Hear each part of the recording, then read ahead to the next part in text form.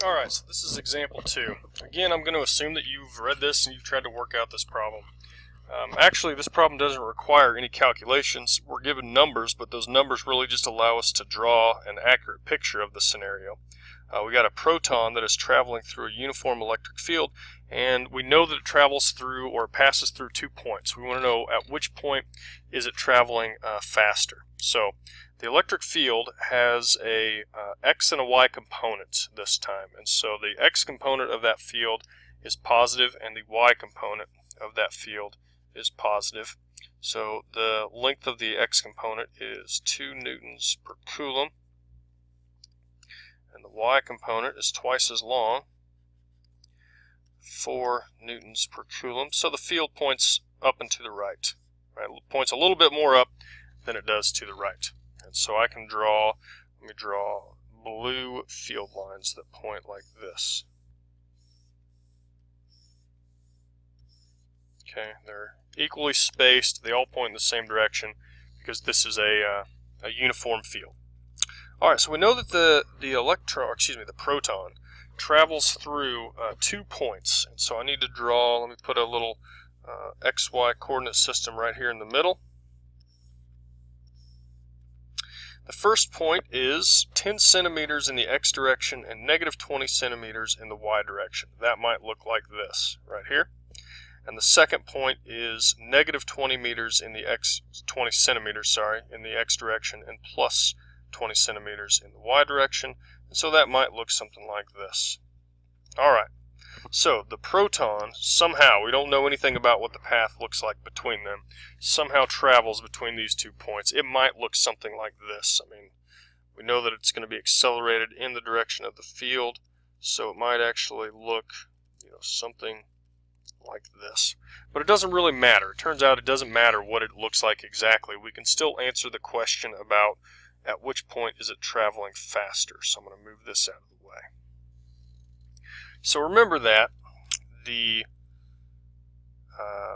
speed, well, I mean, let me take a step back.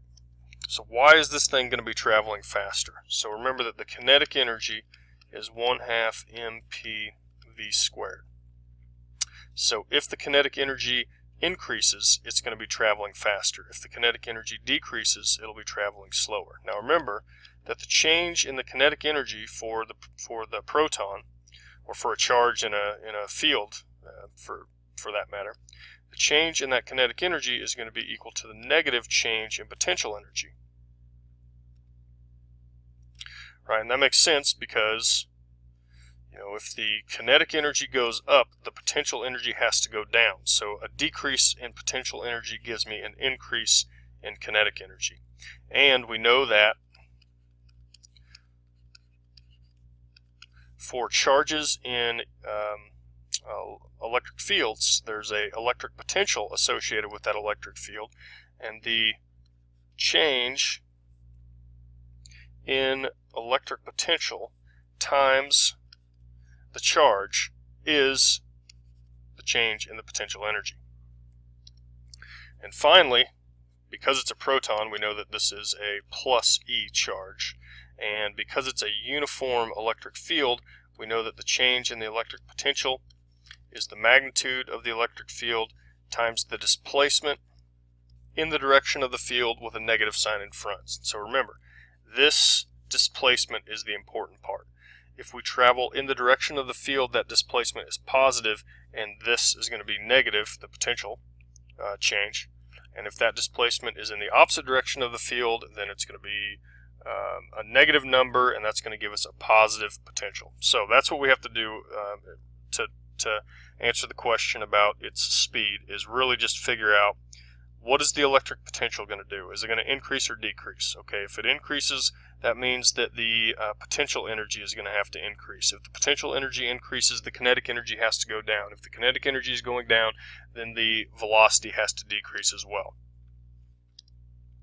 So remember that, again, the displacement is the displacement in the direction of the field.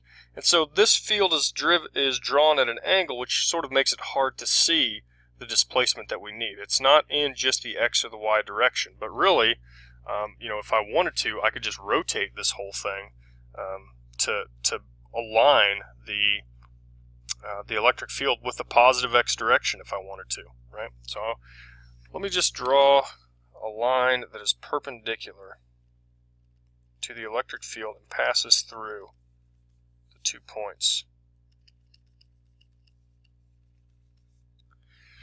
Now imagine, you could do this yourself. You could rotate this whole thing so that these blue lines pointed to the right, and then these black dotted lines would point up and down.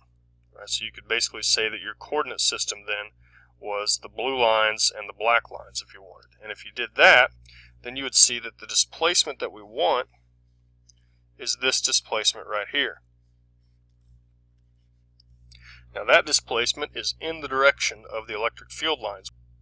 Okay, so that means that the displacement is positive. It's in the direction of the field. We know that the change in potential then is going to be negative. Right? If we go in the direction of the field, potential goes down.